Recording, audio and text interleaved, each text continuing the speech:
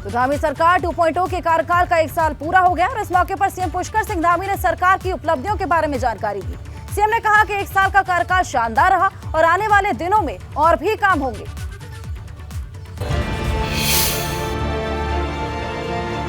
न हारे हैं न हारेंगे कभी, ये किसी और से नहीं खुद से ये वादा किया है।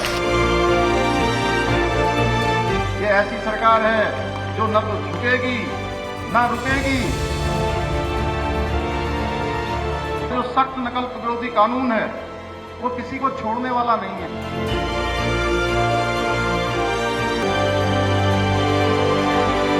उत्तराखंड की धामी सरकार अपने दूसरे टर्म का 1 साल का कार्यकाल पूरा कर चुकी है। सरकार का 1 साल कैसा रहा, अब सवाल इस पर है। इस 1 साल में सरकार ने क्या उपलब्धियां हासिल की और किन चुनौतियों से गुजरना पड़ा, ये सब हम आपको दिखाने जा रहे हैं। धामी सरकार ने महिलाओं को 30% क्षैतिज आरक्षण का रास्ता साफ करवा दिया। राज्य आंदोलनकारियों को 10% क्षैतिज आरक्षण भी धामी सरकार में ही मिला है। जबरन धर्मांतरण के खिलाफ सख्त कानून बना। प्रतियोगी परीक्षाओं में नकल करने के खिलाफ सरकार कानून लेकर आई। विधानसभा बैकडोर भर्ती मामले में सख्त एक्शन हुआ और 228 कर्मचारी बर्खास्त किए गए। उत्तराखंड को साल 2025 तक ड्रग्स फ्री करने के लिए सरकार मुहिम चला रही है। मातृशक्ति को, क्योंकि लंबे समय से मांग थी मातृशक्ति को क्षैतिज आरक्षण मिलना चाहिए। बीच में माननीय न्यायालय में मामला चला गया और माननीय न्यायालय ने उसको रोक दिया था।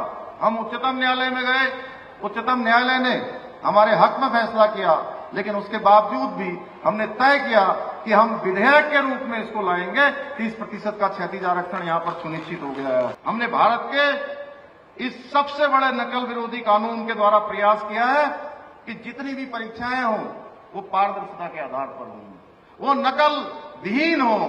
पूरी तरह से ऐसे छात्र, ऐसे छात्राएं, ऐसे हमारे भाई बहन जिनके अंदर योग्यता है, जिनके अंदर प्रतिभा है, जिनके अंदर क्षमता है, उनका ही सिलेक्शन हो। अब आपको ये भी दिखाते हैं कि दूसरे कार्यकाल में धामी सरकार को किन किन चुनौतियों से गुजरना पड़ा। अंकिता भंडारी हत्याकांड के बाद प्रदेश में महिला सुरक्षा का मुद्दा उठा। यूके SSSC और यूके PSC पेपर लीक मामले ने विपक्ष को बोलने का मौका दे दिया। देहरादून में बेरोजगारों पर हुआ लाठीचार्ज और हल्द्वानी के बनभूलपुरा में अतिक्रमण मामले ने भी सरकार की मुश्किल बढ़ाई। जोशीमठ में जमीन धंसने के मामले में भी देरी को लेकर सरकार पर सवाल उठे। 2022 चारधाम यात्रा के संचालन को लेकर सरकार विपक्ष के निशाने पर रही। अब धामी सरकार के एजेंडे में कई योजनाएं भी हैं जो जल्द ही धरातल पर उतरना शुरू हो जाएंगी।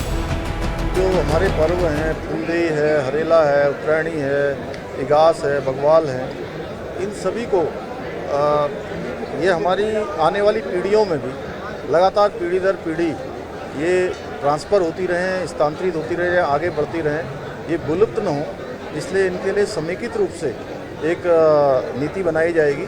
इन त्योहारों को हर्षोल्लास के साथ मनाया जाए और नई पीढ़ी लगातार इसका स्मरण करते रहे। हमारी संस्कृति लगातार उसका संरक्षण और संवर्धन हो। पौड़ी से गुजर रही ऋषिकेश कर्णप्रयाग रेल लाइन के काम को लेकर लगातार सवाल उठ रहे हैं। आरोप है कि सुरंग निर्माण के दौरान ब्लास्टिंग की जा रही है, जिस वजह से कई जगह पर दरारें आने की शिकायत है। इस पर गढ़वाल कमिश्नर ने कहा कि रेल अधिकारियों से इस बारे में पहले भी बात की जा चुकी है, जिसमें कहा गया कि लोगों को सुरक्षा को ध्यान में रखकर ये काम किया जाए। पहले भी रेलवे के अधिकारियों के साथ हम लोगों की बैठक हुई है और निरंतर उन पर ये बात हो रही है कि जो इस प्रकार की कार्रवाई है वो एक तो जिलाधिकारी की अनुमति से की जाए और पर्याप्त सुरक्षा के उपाय रखे जाएं, और कहीं पर अगर इस प्रकार से कोई हानि की संभावना है तो उसमें जिलाधिकारी उसकी समीक्षा।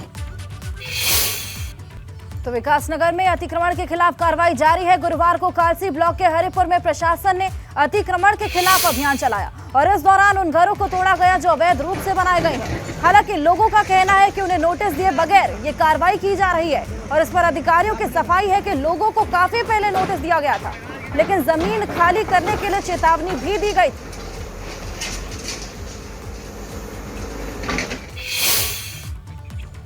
देहरादून के लोगों को अब घर से कूड़ा उठाने के लिए पहले से ज्यादा शुल्क देना होगा।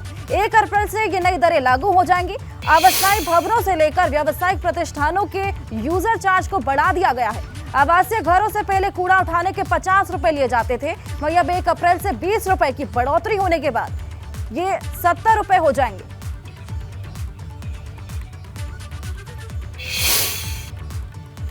तो नकली विरोध कानून बनाने को लेकर मसूरी से भाजपा युवा मोर्चा ने हस्ताक्षर अभियान चलाया और इस दौरान सैकड़ों छात्र छात्राओं ने हस्ताक्षर कर सरकार का आभार जताया। भाजपा युवा मोर्चा का कहना है कि धामी सरकार ऐसा कानून लेकर आई कि अब कोई नकल करते हुए और परीक्षा में गड़बड़ी करते समय कई बार सोचने को मजबूर हो जाएगा।